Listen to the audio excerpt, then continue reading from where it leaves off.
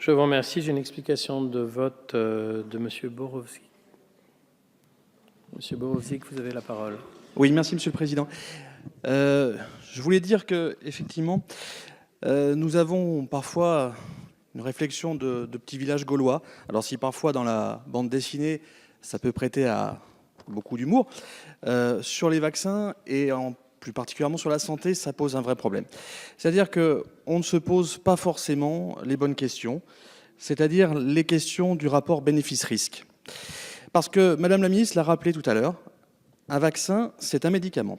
Et on oublie un petit peu les avantages qu'apporte un vaccin. Et je trouve assez dommage que souvent, dans notre société, et je suis médecin, je me rends compte au cabinet, c'est après un accident vasculaire cérébral, c'est après un infarctus qu'on se rend compte de l'importance des médicaments contre la tension et contre le cholestérol. C'est après des décès par méningite qu'on se rend compte de l'importance d'un vaccin. Et c'est dommage d'en arriver là, malheureusement.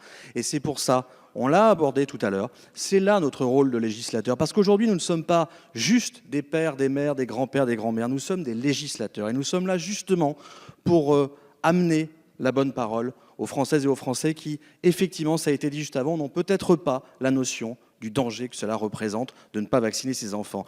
Et donc, je pense que nous devrions suivre le courage de Madame la Ministre de rendre obligatoire ces vaccins. Nous devons la suivre là-dedans. Elle a eu beaucoup de courage. C'est un combat personnel, elle a raison, et c'est un combat personnel aussi pour moi.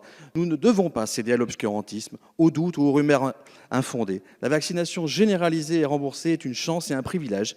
C'est une opportunité rare dans le monde.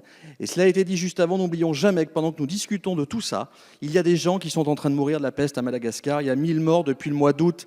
Il y aura bientôt un vaccin pour la peste, oui. Mais justement, c'est important de le souligner quand même. C'est une maladie qu'on pensait moyenâgeuse. Alors, chers collègues, j'aimerais que nous dépassions les clivages et nous faisions de cet article 34 une victoire commune, une victoire transpartisane contre les maladies et pour la vie, parce que la vie, elle n'a pas de parti, elle n'a pas d'intérêt financier. La vie doit toujours rester notre priorité dans cette Assemblée. Je vous remercie.